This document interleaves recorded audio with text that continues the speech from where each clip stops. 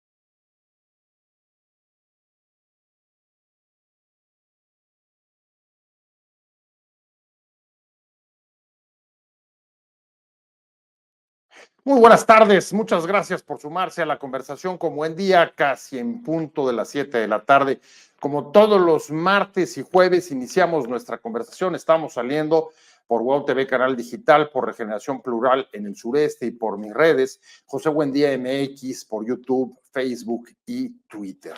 Mándenos sus comentarios, sus puntos de vista para subirlos aquí a la mesa y poder ampliar esta conversación. 10 años ya de la tragedia, el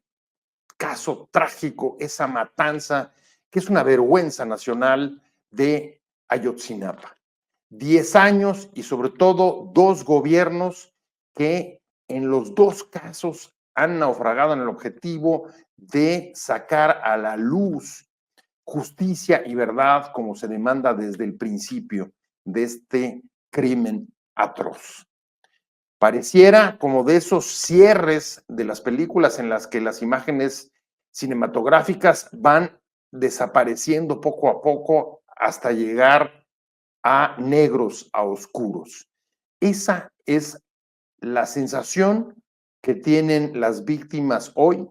que fueron ahí al Senado a manifestarse, a alzar la voz para seguir exigiendo después de una década la aparición de los estudiantes que en el sexenio de Peña Nieto trataron de cerrar con una verdad falsa que el actual gobierno, en los primeros pasos que dio en los primeros años, logró desmontar, aunque solamente para volver a dejar la historia en un mar de interrogantes y de dudas, cuando el avance de las investigaciones que hacía, por un lado, la Unidad Especial de la Fiscalía General de la República, la comisión exprofeso que creó la presidencia para investigar el caso y el grupo y el GIEI toparon con 2 obstáculos que resultaron insalvables. Uno fue las diferencias en el litigio, en los procedimientos legales dentro de la propia fiscalía, que acabaron con la salida del fiscal especial o el responsable de la unidad que investigaba el caso en la fiscalía, y la orden de que se liberaran pues cerca de una veintena de acusados, la mayoría de ellos militares, que habían sido acusados de crimen organizado. Y por el otro lado, el otro obstáculo insalvable, cuando las investigaciones y las líneas de las pesquisas quedaron aparcadas a las puertas de las Fuerzas Armadas, del Ejército, fundamentalmente de las declaraciones de algunos de los testigos que aportaban pruebas y señalamientos sobre la intervención del Ejército en aquel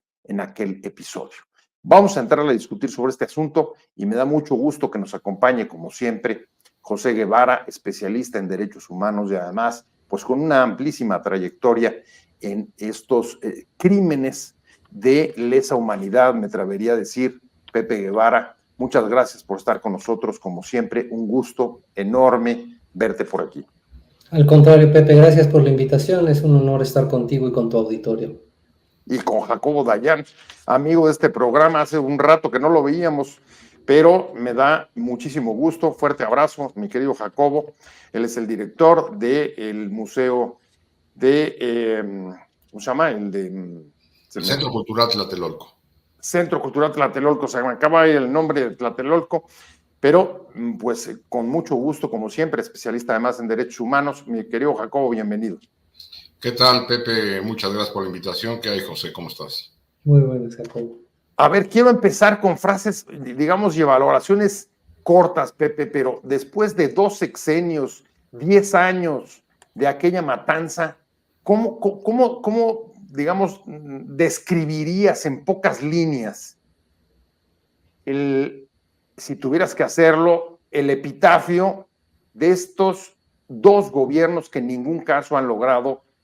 los objetivos de dar a la luz no solamente la verdad, sino encontrar a los responsables de ello? Pues yo lo resumiría, Pepe, en 3 palabras. Mentira, simulación e impunidad. Mentira porque en los dos sexenios escuchamos promesas de los funcionarios públicos del más alto nivel de que habría justicia y verdad en este caso, y ellos sabían que las medidas que estaban adoptando eran insuficientes, eran inadecuadas y estaban destinadas al fracaso. Simulación, porque participaron servidores públicos con la intención supuesta de llevar a cabo esas tareas, que también sabían que iba a ser prácticamente imposible que sucediera. Y el resultado de todos estos esfuerzos infructuosos, mentirosos y simulaciones fue que actualmente vivimos en la misma exacta impunidad con la que empezamos hace 10 años, y el caso de los 43, que supuestamente iba a ser un parteaguas en el combate a la impunidad, en el esclarecimiento de la verdad y el acceso a la justicia para las víctimas de desaparición, lo que dio como resultado, desafortunadamente, es que estas 43 desapariciones se sumaran a las más de 110,000 desapariciones que actualmente están reconocidas oficialmente en el país. Jacobo Dayan, ¿cuál sería tu síntesis? 3 palabras acaba de decir Pepe, ¿cuáles serían las tuyas? El sexenio de López Obrador arranca como primer acto de gobierno con la creación de estos mecanismos a los que habla José. Fue su primer acto de gobierno el 3 de diciembre de 2018 que ya parece lejano. Y el último acto de gobierno de López Obrador es la aprobación de la reforma militar. Ahí está todo resumido, todo el sexenio de López Obrador. Con eso resumiría, Pepe, y diría nada más que en tu símil, en este fade out de personajes, en esta historia no se va a negros, en esta historia se va a verde olivo. A verde olivo, Pepe Guevara, ¿cuáles serían? A ver, ¿qué diferencias ves? Porque decías mentira, simulación, impunidad. Si trataras de, digamos, hacer una distinción entre la historia en el sexenio de Peña Nieto y la misma historia en el sexenio de López Obrador, ¿qué diferencias verías? A ver,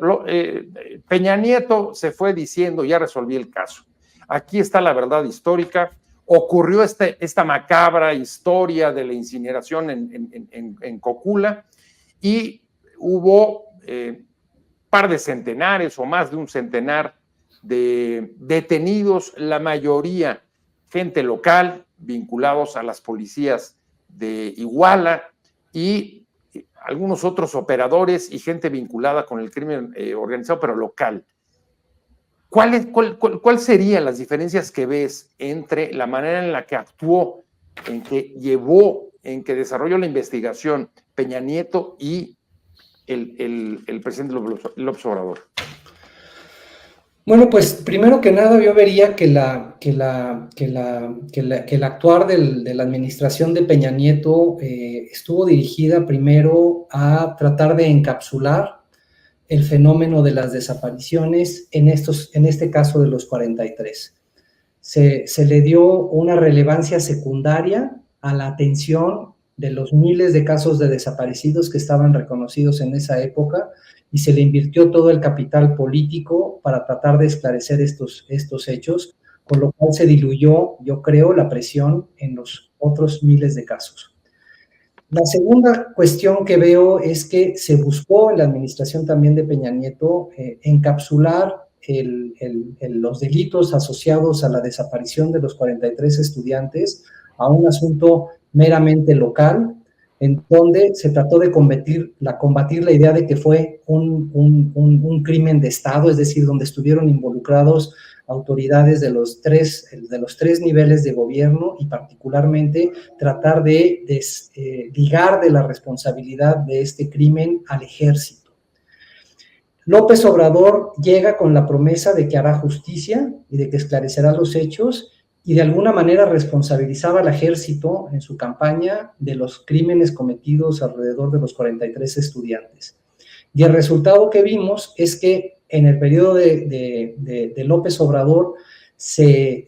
dinamitaron los esfuerzos que se pretendían ofrecer, la unidad esta de investigación que se creó en la Fiscalía, la dejaron medio trabajar, con pocos recursos, con limitadas posibilidades, con poca información o negándole el acceso a la información militar, y acabaron por pues perseguir penalmente a la persona que encabezaba esta fiscalía.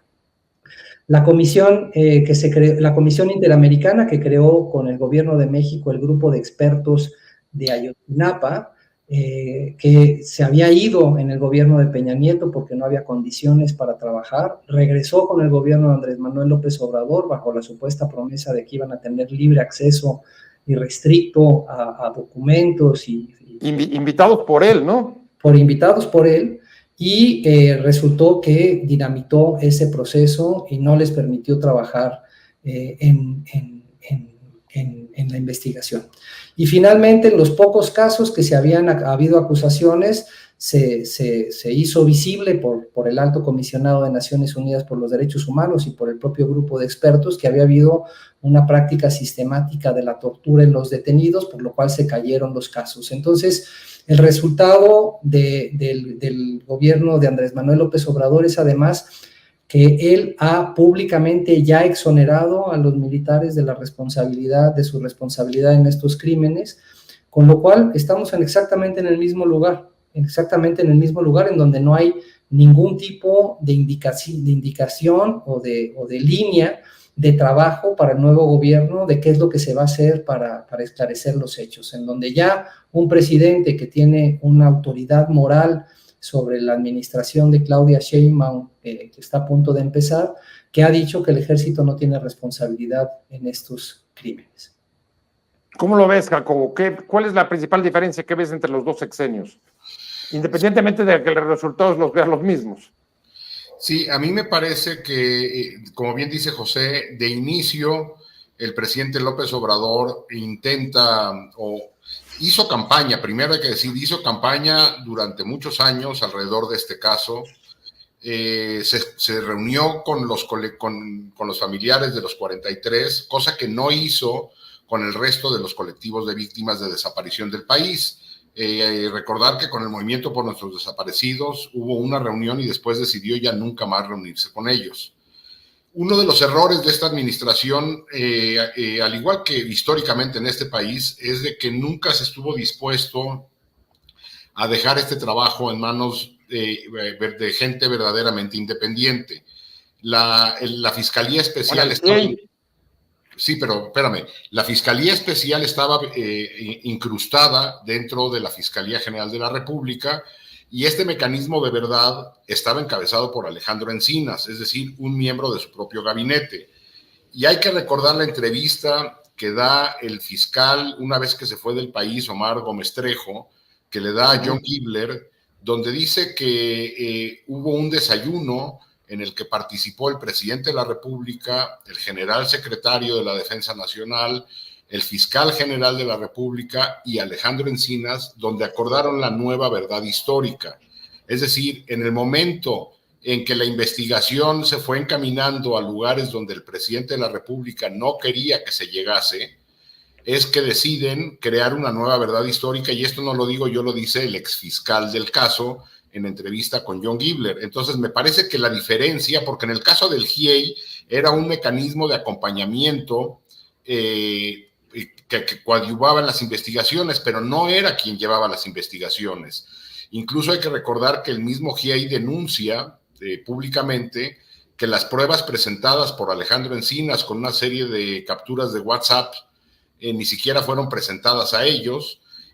Dos de ellos se van de manera muy temprana diciendo que no hay condiciones, otros dos deciden permanecer y tiempo después también se van. Es decir, el grupo de interdisciplinario de expertos independientes tuvo pues, las mismas funciones que en el caso que en el gobierno de Peña Nieto. Presentaron sus informes en el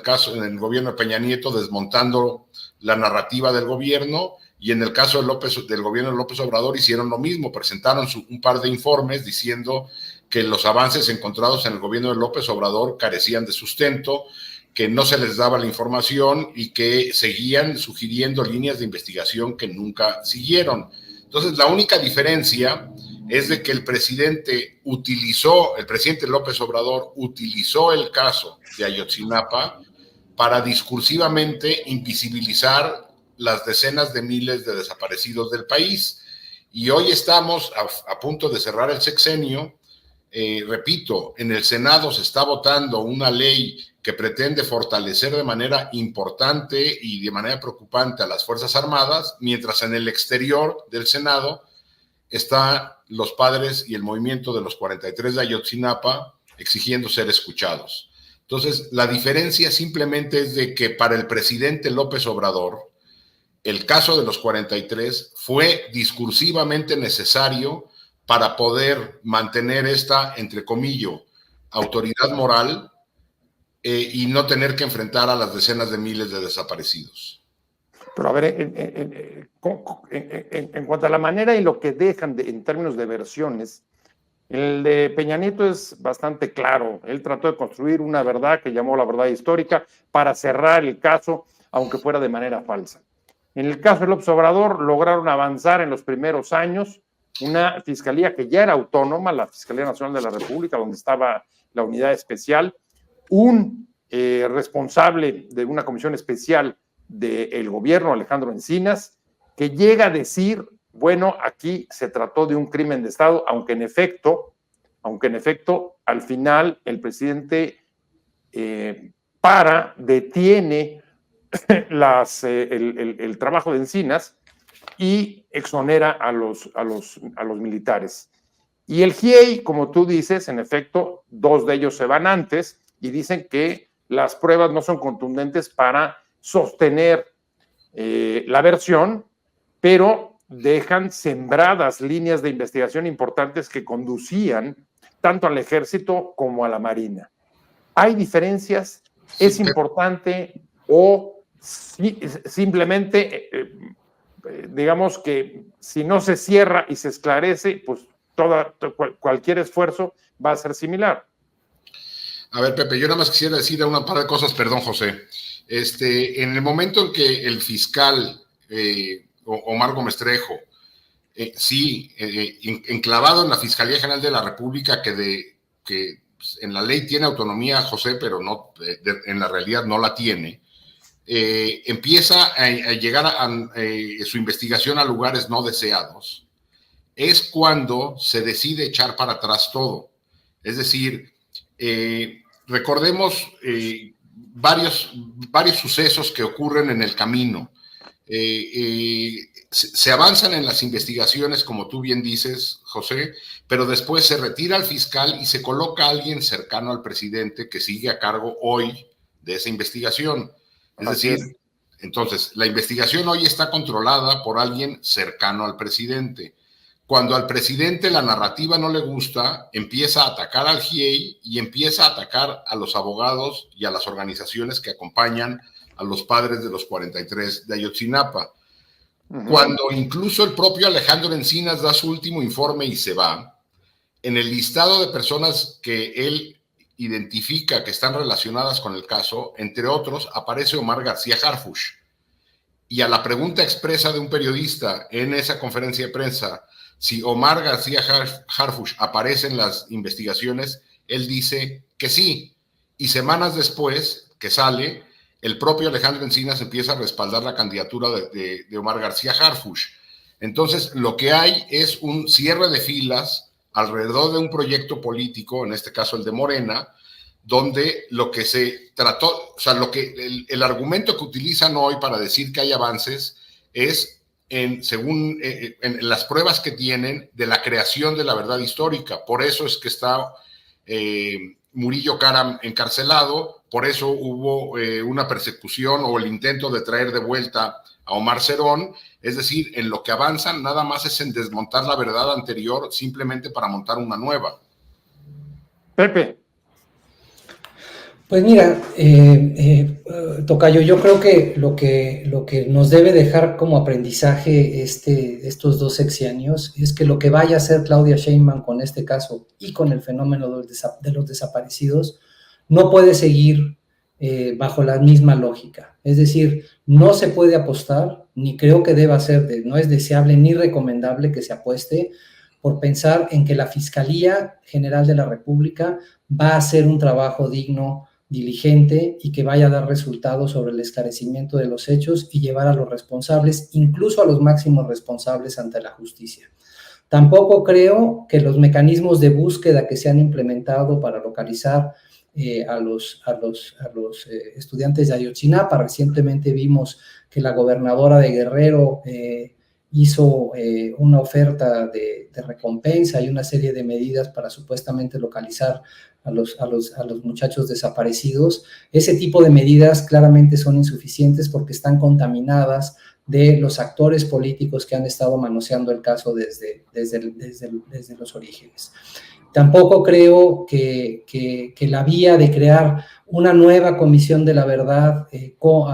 similar a la que se creó, que encabezó Alejandro Encinas, que tú sabes que desde el principio fuimos muy críticos de ese diseño y de la viabilidad de un proyecto de esa naturaleza, porque no contaba esa comisión ni con la independencia y autonomía que se requiere para hacer ese tipo de trabajo, ni con los recursos que se necesitaban, y además era una comisión que estaba propiamente alojada dentro del gobierno. Entonces, un esfuerzo similar no es deseable, no es recomendable, ojalá no sigan por ese camino en la nueva administración. Y lo que sí creo es que se deben de pensar en alternativas fuera de la caja, se deben de estar buscando la ayuda de la comunidad internacional para dotar de autonomía e independencia en los ejercicios que se vayan a hacer de justicia y verdad, para esclarecer no solo el caso de los 43, sino de todo el fenómeno de los desaparecidos y el combate a la impunidad, no solamente de la desaparición, sino también de las ejecuciones extrajudiciales, las violaciones, las torturas, los desplazamientos forzosos, los reclutamientos de niños y niñas para las filas de la delincuencia organizada. Es decir, un esquema de justicia de transición hecho genuinamente con el apoyo de la comunidad internacional, repito, para garantizar que haya condiciones de independencia y autonomía para poder hacer un trabajo tan importante para que el país pueda salir de este atolladero de la impunidad y de la negación de los derechos de miles de personas. Han citado el trabajo de la comisión creada por la presidencia, que recayó en Alejandro Encinas, y Jacobo, pues el propio Encinas, no podemos olvidar que fue citado hace un par de meses a testificar sobre los amparos que los propios militares acusados de haber intervenido en la masacre interpusieron, tratándolo de llevar al propio banquillo de los acusados. No es un precedente, digamos, halagüeño para una comisión autónoma independiente como la que está pidiendo Pepe. No, pero precisamente por eso es que se requiere una independencia política. Es decir, Alejandro Encinas tenía, como cualquier miembro de cualquier gobierno, las tensiones propias del gabinete. También recordando la entrevista que da Omar Gómez Trejo, él menciona que en algún momento le dicen que acelere, por favor, la puesta a disposición, la acusación contra Murillo Karam, porque políticamente era requerido por parte del presidente de la República. Y esto se lo pide Alejandro Encinas, y también le dice que son demasiados los militares procesados, como si fuera un tema numérico. ¿Por qué? Porque Alejandro Encinas estaba sujeto a las presiones propias del ejercicio de gobierno, a las prioridades políticas del presidente, y si esto hubiese sido un mecanismo independiente, autónomo, como dice José, con acompañamiento internacional, tienes el blindaje internacional. Estamos ante el caso, probablemente este y el caso Colosio sean los dos casos donde el Estado mexicano ha puesto más recursos, más esfuerzo, más capital humano para su resolución. Y en ambos casos, las víctimas y la sociedad nos quedamos sin tener una narrativa creíble, sin justicia, sin verdad, en el caso de los 43, sin la identificación, sin el conocer el paradero de los 43 estudiantes, y por eso es que se requiere un mecanismo independiente, autónomo del gobierno. También está la otra comisión, José, hay que recordar, la Comisión de Guerra Sucia, que se enfrentó a los mismos problemas. La Comisión de Guerra Sucia, creada en el 21, es decir, a medio gobierno, se enfrentó también a la negativa del ejército a entregar información, a la negativa del ejército a colaborar, y contó con el respaldo del presidente de la República para no entregar estos documentos. Es decir, aquí tienes dos casos en esta misma administración de los únicos dos mecanismos extraordinarios que se crearon, y ambos toparon con pared verde olivo, y ambos contaron con el respaldo institucional y de la figura del presidente, de la Fiscalía General de la República, para no esclarecer los casos. Es necesario, si ante los casos donde el Estado mexicano ha puesto mayor cantidad de recursos económicos y humanos para su resolución, no se llegó a nada, debe dejarnos muy claro que se requieren mecanismos distintos, mecanismos extraordinarios como los que se han implementado en otros países o ahora están siendo implementados en Colombia. Este modelo está condenado al fracaso porque está ligado a los intereses políticos, y los intereses políticos necesariamente te llevarán a tomar decisiones propias de la coyuntura. Al mismo tiempo, se trata de casos que, a pesar de que han tratado de ser cerrados, Pepe, pues no han ni se han resuelto ni se han cerrado. Y sobre todo,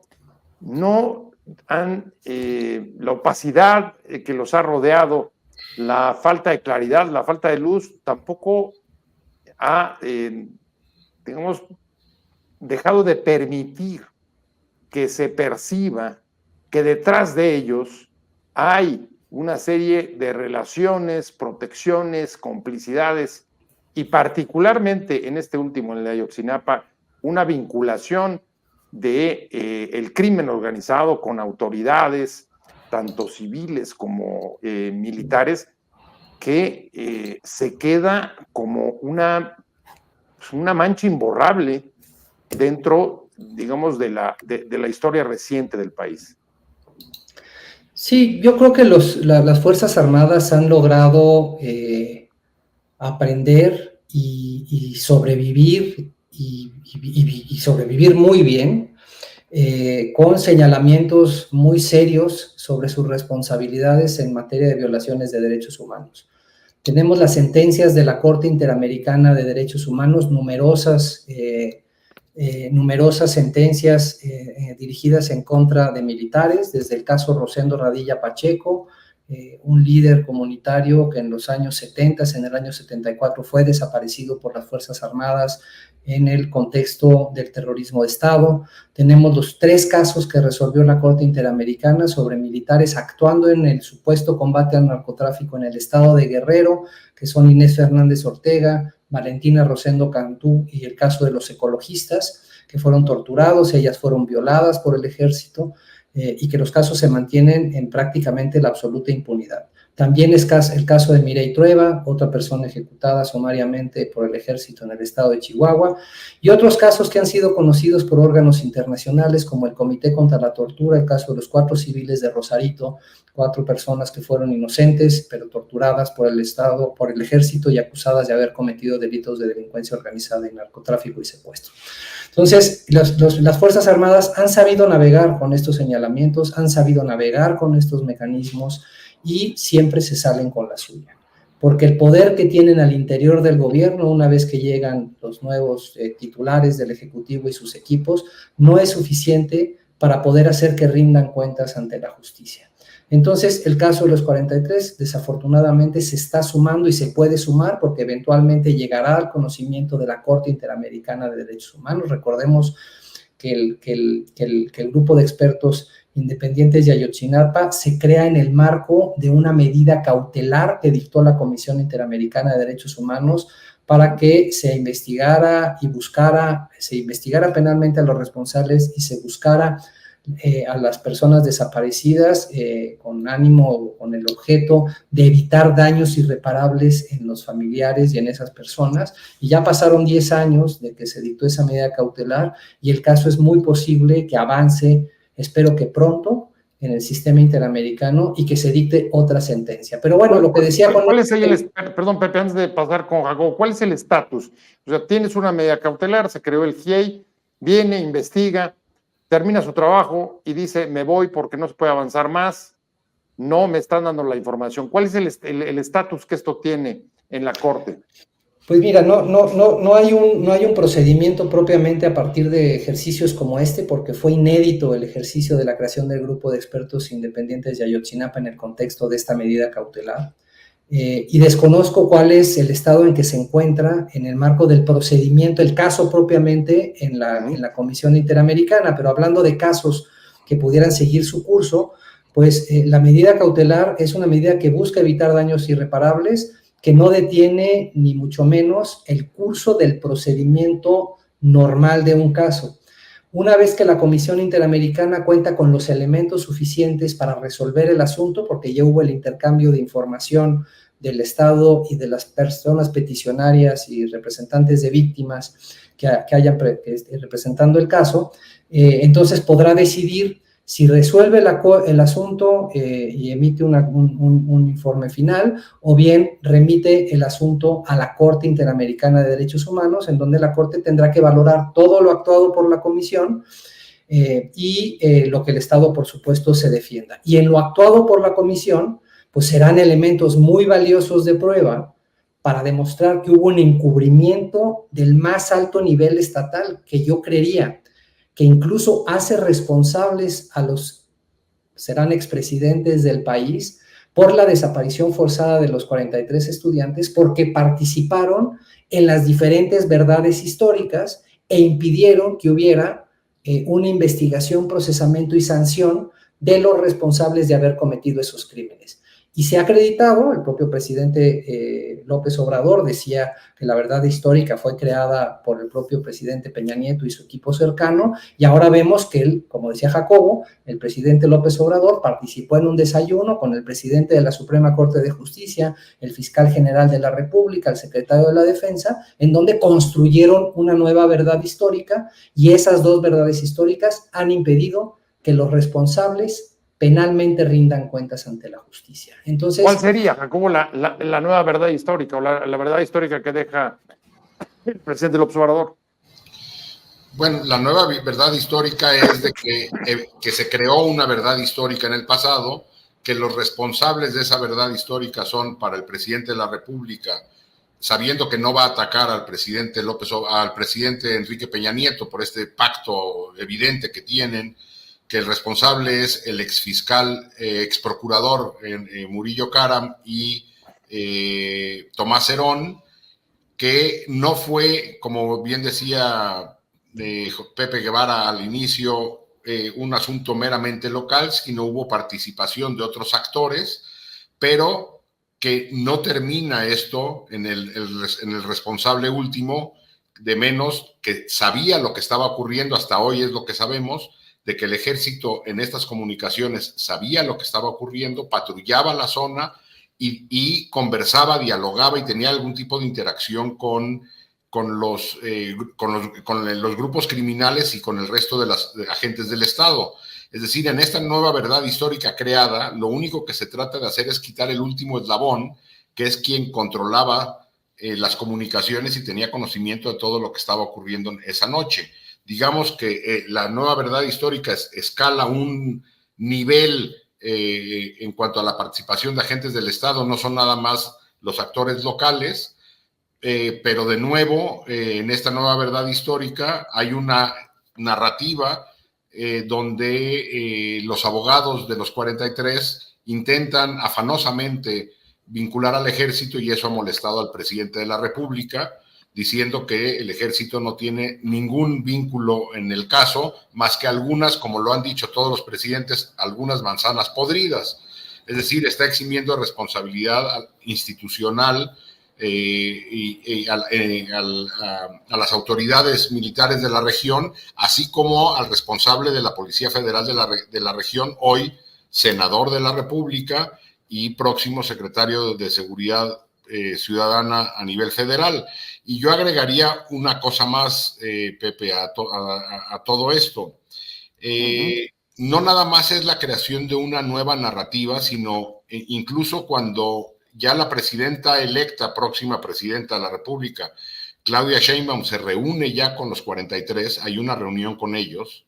Ella dice que no va a mantener relación ni comunicación con los abogados, sino directamente con las víctimas. Es decir, está dejando a los familiares sin el derecho a una defensa, es decir, ellos tienen derecho a elegir quién va a ser sus representantes, y está comprando la narrativa del presidente de que los abogados y las organizaciones que acompañan a los 43 no son interlocutores válidos en esta narrativa, repito, comprando el discurso del presidente de que estos grupos, entre comillas, están intentando vincular al ejército de manera perversa. Y a pesar de todo eso, Pepe Guevara, las víctimas se aferran como clavo ardiente a la próxima presidenta. En esa reunión que citaba Jacobo, también expresaron pues que era un poco su última esperanza para poder seguir avanzando en una lucha en la que han demostrado una persistencia enorme, y como decía Jacobo, han sido los que no han comprado o no han creído ni la versión del gobierno anterior ni de este. Sí, mira, estamos frente a una de las paradojas del trabajo en materia de derechos humanos, que al mismo tiempo que cuando uno se dedica a esto y está buscando que haya justicia y verdad en los casos que representa, y sabe que son las autoridades federales, por ejemplo, las que fueron responsables de haber perpetrado algún crimen de lesa humanidad, como el caso de los 43, al mismo tiempo que se sabe, pero uno tiene que sentarse a trabajar y a esperar que las autoridades cooperen y actúen diligentemente para resolver el asunto, en donde sabemos que están involucrados funcionarios del gobierno, que sabemos que los van a querer proteger y evitar que haya justicia en esos casos, pero la esperanza siempre es que haya una posibilidad de trabajo conjunto. Por eso yo creo que ya estamos en un momento en la situación en el país en donde debemos de tener esa esperanza en los gobiernos entrantes. Ya vimos que del color que sean, PAN, PRI, PRD, Morena, Verde Ecologista, no van a hacer un trabajo para garantizar el acceso a la justicia a las miles de víctimas del abuso militar. Yo creo, y así lo han dicho organizaciones de la sociedad civil, recientemente Jacobo, con periodistas muy destacados, acaba de publicar un libro en donde se puede ver la participación de militares en una política generalizada y sistemática de crímenes como tortura, detenciones arbitrarias, desapariciones forzadas, ejecuciones extrajudiciales de personas civiles que no tienen nada que ver con el crimen, y aunque lo tuvieran, no lo pudieran hacer, que esa práctica del ejército es una práctica que se consideran crímenes de lesa humanidad y que se mantienen en la impunidad. Entonces debemos de dejar tener esperanzas en que el gobierno va a hacer algo, el gobierno federal no se va a meter con el ejército y tenemos que realmente estar buscando que la comunidad internacional ponga atención en lo que está pasando en México. Una de las vías para que eso suceda es que la Corte Penal Internacional finalmente se convenza de que en México no hay condiciones, porque no hay ni voluntad ni capacidad de la Fiscalía General de la República para investigar, procesar y en su caso acusar a militares y a los más altos militares que han participado en el caso de los 43 y en los otros miles de casos en donde han estado involucrados soldados desde el 2006 a la fecha, que es cuando tiene jurisdicción o tendría jurisdicción la Corte Penal Internacional. La segunda forma en la que podríamos buscar que haya algo de justicia en el país es que Naciones Unidas, a través de su Consejo de Derechos Humanos, y eso tendríamos que esperar que algún país comprometido con la democracia y los derechos humanos impulse este tema,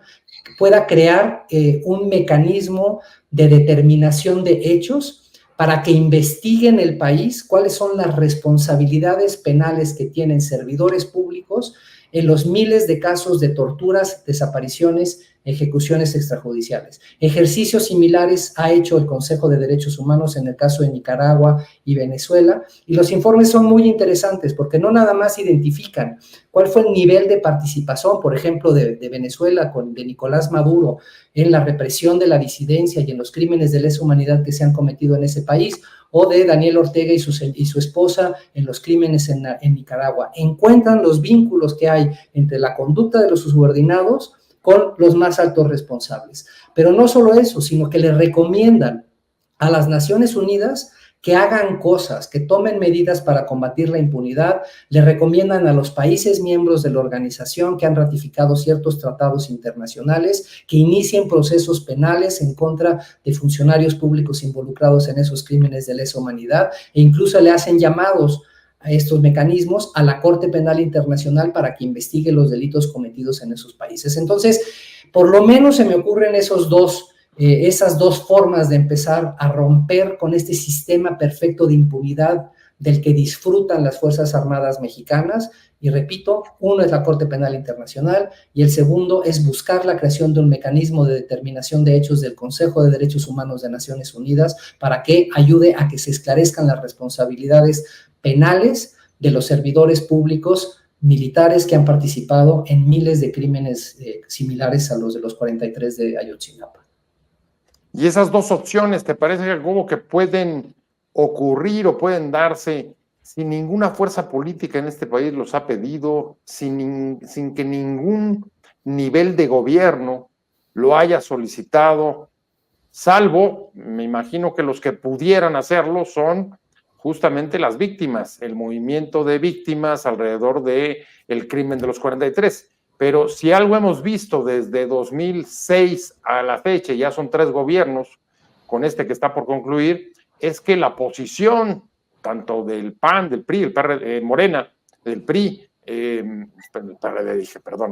PAN, PRI y Morena, que han ocupado la presidencia respecto a las Fuerzas Armadas, es bastante similar. Ahí las diferencias son poco menos que de matiz.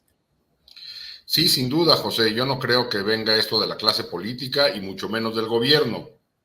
Y ante las nuevas reformas que estamos viendo, mucho menos. Es decir, se está empoderando mucho más a los militares, está la reforma al Poder Judicial, lo que va a hacer casi imposible que esto pueda transitar ya por ningún lado. Se está ampliando la jurisdicción o el fuero militar, se está ampliando también la prisión preventiva oficiosa, y pues no sabemos si va a continuar o no este intento por la eliminación de órganos autónomos, ¿no? Donde dejaría, por ejemplo, al periodismo ya con mucho menos herramientas para poder investigar y dar a conocer hechos como el de Ayotzinapa o muchos otros. Entonces, no, yo no lo veo por ahí. Hay un elemento que me parece que vale la pena tomar en cuenta. Si nosotros vemos cómo se encuentra el país hoy y cómo estaba hace 6 años, sí vemos un deterioro brutal en las condiciones en el terreno. Es decir, sí vemos una expansión territorial del crimen organizado, el crimen organizado con mucho más control de muchas zonas de manera mucho más abierta, fenómenos como la extorsión, el cobro de piso, que ya existían antes, hoy los vemos completamente desatados, el crimen organizado involucrado en mercados no nada más ilícitos, sino también en mercados lícitos, controlando el precio del huevo, del limón, del aguacate, vamos, de producto, del agua, de las tortillas, en un montón de lugares, hace que las condiciones en terreno obliguen al Estado a tomar decisiones que no necesariamente estaría muy a gusto de tomar. Entonces, sí creo yo que hay un deterioro del Estado, en general del Estado mexicano, que podría empujar a la población a exigir este tipo de mecanismos eventualmente. Es decir, hoy todavía sabemos que el presidente o el movimiento al que representa o encabeza goza de enormes niveles de popularidad, pero las condiciones reales en terreno harán que tarde o temprano esto empiece a disminuir si no hay un cambio. Y no se ve por dónde vaya a haber este cambio, porque la apuesta es el mismo modelo de seguridad, pero ahondado, sabiendo que las Fuerzas Armadas pues simplemente dicen, en el caso, por ejemplo, de Sinaloa, que la seguridad no es un asunto de ellos, que la paz depende de la voluntad de los grupos criminales. Entonces, la única otra alternativa, si no va a venir por la clase política, tendría que ser una exigencia social que hoy se ve lejana, pero que yo no desestimaría en un mediano plazo, pero vamos, es la única. Sí, porque justamente parte, digamos, de la argumentación del modelo actual tiene que ver con la expansión del crimen, Pepe. La justificación de por qué avanzar en la Guardia Nacional y su adscripción a la fuerza, a las Fuerzas Armadas permanentes, es justamente ese. Como el crimen ha avanzado, que es un poco la misma que ha habido desde 2006 para acá. Sí, yo creo que la narrativa de la justificación de la participación de militares en cualquier tarea, porque ya no solamente es en materia de seguridad pública, es que quieren convencer a la opinión pública que son instituciones y personas que no son corrompibles, lo cual ya vimos que es completamente falso. Pero lo que a mí me gustaría decir, Pepe, es que respecto a la pregunta que hacía sobre si esta comisión, si este mecanismo para el esclarecimiento de hechos creado por el Consejo de Derechos Humanos y la Corte Penal Internacional requiere del consentimiento del Estado, justamente en principio no lo requiere, pero por eso lo propongo, porque no requiere que el gobierno de Claudia Sheinbaum autorice al fiscal de la Corte Penal Internacional para que inicie una investigación. Ese inicio de investigación la puede determinar el propio fiscal porque tiene facultades de oficio para iniciar investigaciones y sigue un procedimiento alrededor de la Corte en donde el Estado mexicano se puede defender, pero eso es otra discusión. Y también el Consejo de Derechos Humanos puede crear un mecanismo incluso en contra de la voluntad del Estado. Tendrá limitaciones de visitar el país, pero hay suficiente y abundante información pública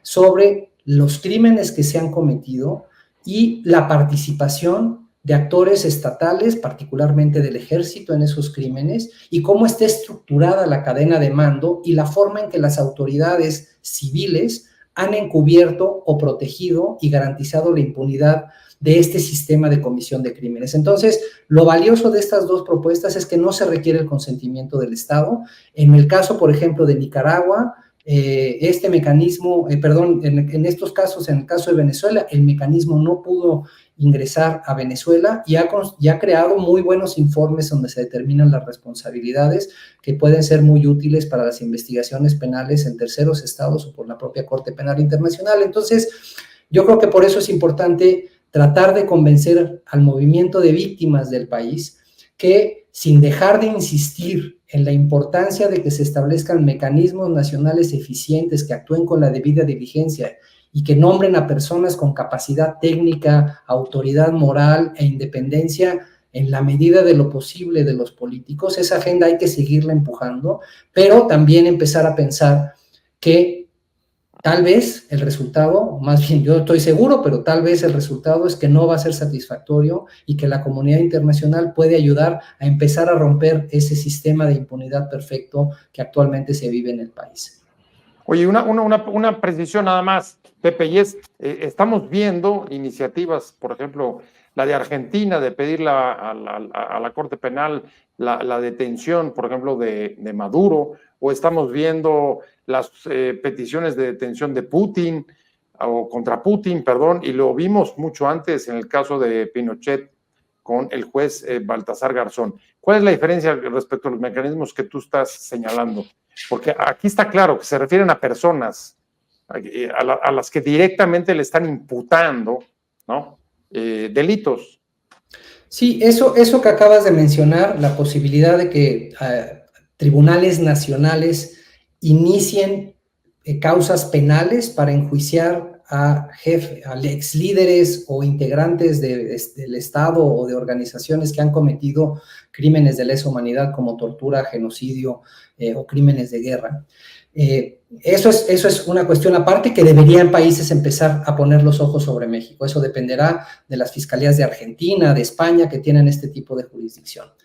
Lo que el Consejo de Derechos Humanos crea son un panel de expertos y expertas, normalmente se integran por 3 personas de alta autoridad moral. De hecho, Ángela Buitrago fue nombrada para uno de estos paneles, que fue integrante del grupo de expertos independientes de Ayotzinapa, fue nombrado para uno de estos grupos de expertos,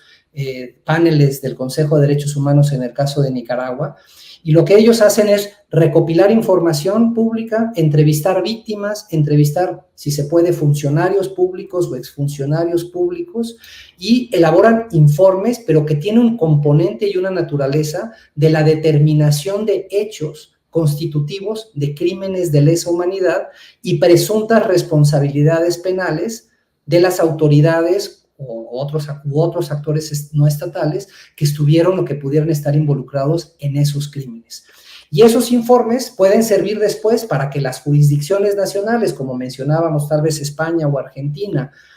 u otros países, o incluso las nacionales, cuando haya las condiciones, puedan utilizar esa información para incursionar en las acusaciones penales de que se trate. Se me va el tiempo, ya se me fue como agua el programa, Jacobo. Sí, voy cerrando contigo y ¿cuál sería tu conclusión a 10 años? Pues a 10 años lo que se demuestra es de que el Estado mexicano no tiene la capacidad ni la voluntad de resolver casos, incluso aquellos que tienen una visibilidad tremenda a nivel nacional e internacional. Que la necesidad de garantizar impunidad a los más altos niveles, ya sean las Fuerzas Armadas o cualquier otro funcionario al más alto nivel, el Estado mexicano no tiene esa capacidad. Que las fiscalías del país no tienen esa capacidad, que no tenemos fiscalías ni ejército de un Estado democrático. Y ahora con las reformas que se están procesando, mucho menos. Si no viene esto acompañado de mecanismos extraordinarios de justicia, algunos de ellos mencionados por Pepe, la violencia no disminuirá, sino seguirá creciendo, y las víctimas continuarán exigiendo verdad y justicia, mientras los gobiernos siguen danzando o presumiendo cifras absolutamente falsas. Esta reducción de homicidios que presume el presidente López Obrador oculta el enorme fenómeno de las desapariciones, por ejemplo. El día de hoy nos enteramos de que hay más de 72,000 cuerpos en esperas de ser identificados y el Estado mexicano no tiene los recursos para hacerlo. En un país de más de 7,000 fosas clandestinas, tenemos ya ciudades completamente en estado de sitio, como podría ser algunas ciudades, Culiacán particularmente, la violencia desatada en Chiapas, en Guanajuato, en Guerrero, en Michoacán, en Tamaulipas, y la lista continúa. Y ahí incluyes los resultados contra la violencia en la Ciudad de México en el gobierno de Sheinbaum. Sí, incluso en el caso de la Ciudad de México, que Claudia Sheinbaum presumía una reducción del 51%, hay que ver los informes que han salido, múltiples informes, algunos de ellos, por ejemplo, de Animal Político, otro de México Evalúa,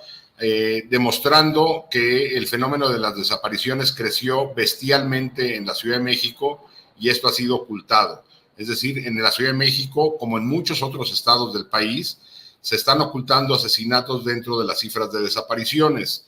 Pero de nuevo, como las fiscalías no tienen autonomía, Vamos, Ernestina Godoy, que en teoría era la fiscal autónoma e independiente en la Ciudad de México, 10 minutos después acaba siendo una candidata de Morena a altos cargos y va a ser nada más que la consejera jurídica de presidencia. Las fiscalías en el país tienen un severo problema y si pensamos que se va a acabar la violencia con más violencia, es decir, con las Fuerzas Armadas, estamos equivocados. Y un país sin justicia nunca tendrá paz. Pues Jacobo Dayan, muchas gracias, director del Centro Cultural Tlatelolco, como siempre. Mi querido Jacobo, muchas gracias por haber estado con nosotros. No, gracias a ustedes. Y a Pepe Guevara, especialista en derechos humanos. Mi querido Pepe, te mando un fuerte abrazo y muchas gracias por participar. Igualmente, Pepe, muchas gracias a ti. Un abrazo. Gracias a los dos, pero sobre todo muchas gracias a usted por haber estado con nosotros aquí en Conversando con Buen Día. Nos vemos el próximo jueves, como todos los martes y jueves, casi en punto de las 7 de la tarde. Hemos salido por WOW TV, canal digital a todo el país, y por Regeneración Plural en el sureste, y por mis redes, José Buen Día MX, en Twitter, Facebook, YouTube, y sobre todo muchas gracias a Fernando Robles, el productor de este programa y el que nos permite conectar y hacer eco con esta conversación. Que tengan una muy buena semana. Hasta luego. Adiós.